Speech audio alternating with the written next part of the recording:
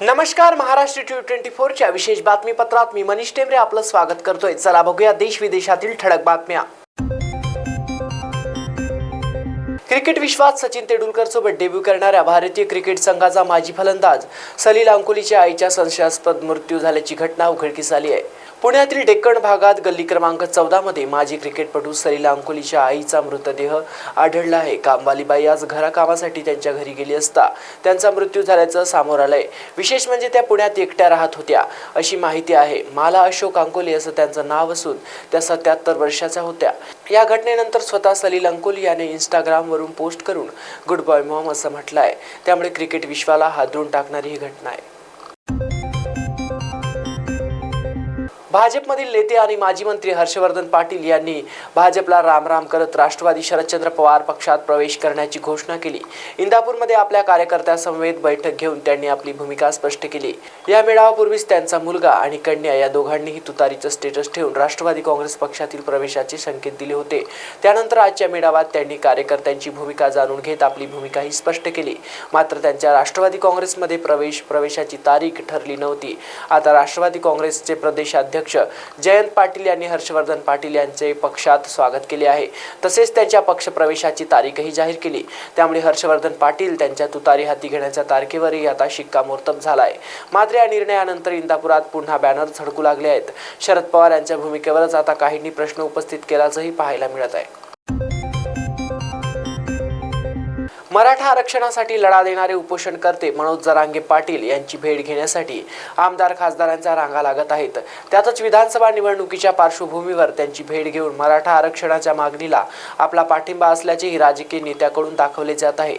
आता लातूर ग्रामीणचे आमदार धीरज विलासराव देशमुख यांनी मराठा आरक्षण आंदोलनाचे नेते मनोज जरांगे पाटील यांची संभाजीनगर येथे भेट घेतली।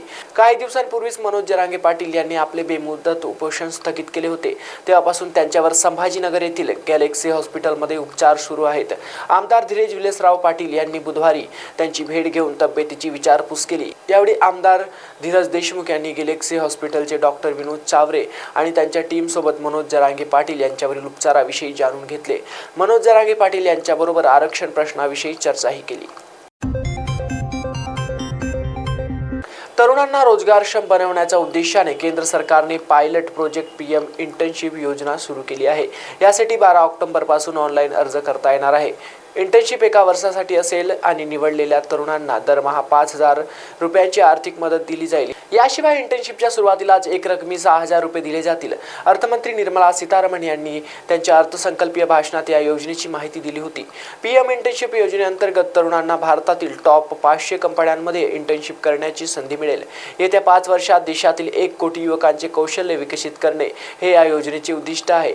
PM इंटर्नशिपसाठी निवडलेल्या उमेदवारांना एक रकमी 6,000 रुपये आणि दरमहा 5,000 रुपये आर्थिक सहाय्य दिले जाईल। उपमुख्यमंत्री देवेंद्र फडणवीसांच्या अडचणीत वाढ झालेली दिसत आहे। काही दिवसांपूर्वी देवेंद्र फडणवीस यांनी लोकसभा निवडणुकीत वोट जिहाद झाला असं वक्तव्य केलं आहे।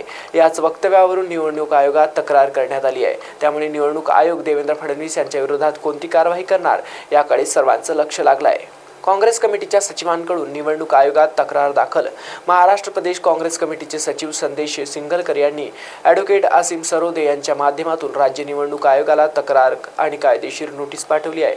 यामध्ये वोट जिहाद या शब्दाचा देवेंद्र फडणवीस यांच्याकडून वापर केल्याप्रकरणी राज्य निवडणूक आयोगाकडे तक्रार करण्यात आली आहे। मराठा आरक्षणाचा तिढा कायम असून मराठा आंदोलक मनोज जरांगे पाटील यांनी सरकारला अल्टिमेटम दिला आहे। तर दुसरीकडे मराठा आरक्षणावर राष्ट्रवादी काँग्रेसचे अध्यक्ष शरद पवार यांनी तोडगा सुचवला आहे। पवारांनी मराठा आरक्षणाचा चेंडू केंद्र सरकारच्या कोर्टात ढकलला आहे। शरद पवार यांच्या तोडग्याला मराठा आरक्षणासाठीचे याचिकाकर्ता विनोद पाटील यांनी देखील पाठिंबा दर्शवला आहे। सांगलीमध्ये पत्रकारांशी बोलताना शरद पवार यांनी सांगितले की 50% आरक्षणावर जाता येत नाही, पण त्यांच्यावर जायचं असेल तर संसदेत बदल केला पाहिजे, घटना दुरुस्ती करायला काय हरकत नाही असे पवार यांनी म्हटले। पुढे त्यांनी तामिळनाडूमध्ये 78% आरक्षण जातं तर महाराष्ट्रात 75% का होऊ शकत नाही असा सवालही उपस्थित केला। 50% आरक्षण मर्यादा 75% जायला पाहिजे। 75% झाल्यास सगळ्यांनाच आरक्षण मिळेल, त्यांना मिळालं नाही त्यांनाही मिळेल आणि कोणताही वाद उभारणार नाही असे शरद पवार यांनी म्हटलं होतं।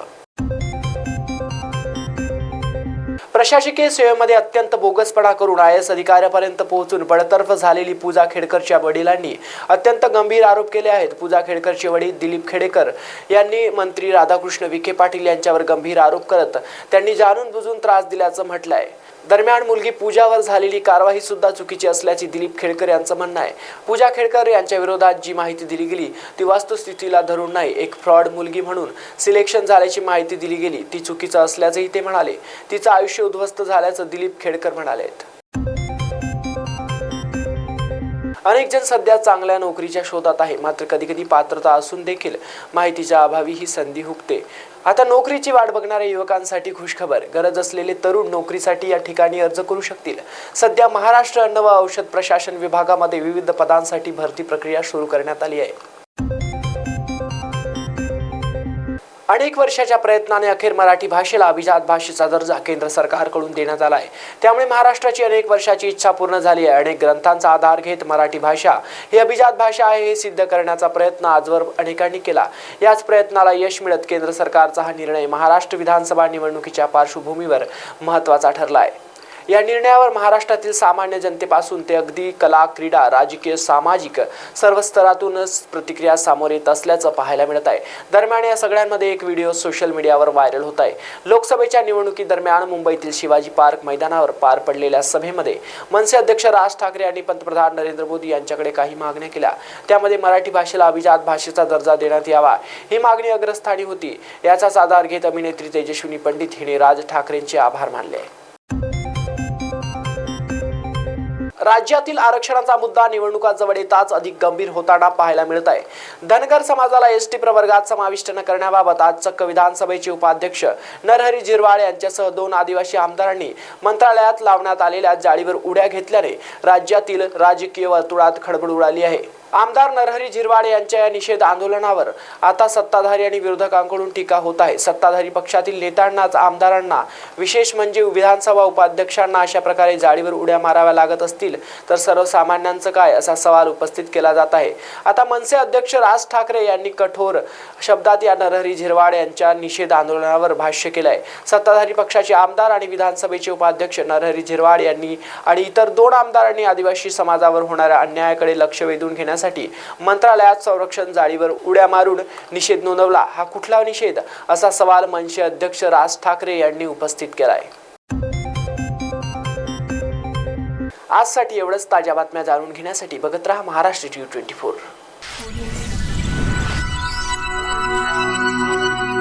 प्रिया, तुला माझ्या गावचे मित्र माहिती आहेत ना? अगं तो शंकर, गणू सगळ्यांची मुलं ना आता शाळेत जायला लागलीत। त्या नीमा काकू आहेत ना, त्यांचा राजू हा तुझा प्लॅन सक्सेसफुल होऊ देईल असं मला नाही वाटत। एक मिनिट, म्हणजे तू राजूच्या मुलीबद्दल बोलतोस? हो, तिच्याच बद्दल बोलतो। त्याचं असं म्हणणं आहे की मी घरचं बघू का मुलीच्या शिक्षणाचं बघू? अगं वेड आहे का तू? त्याला कुठे काय करायचंय?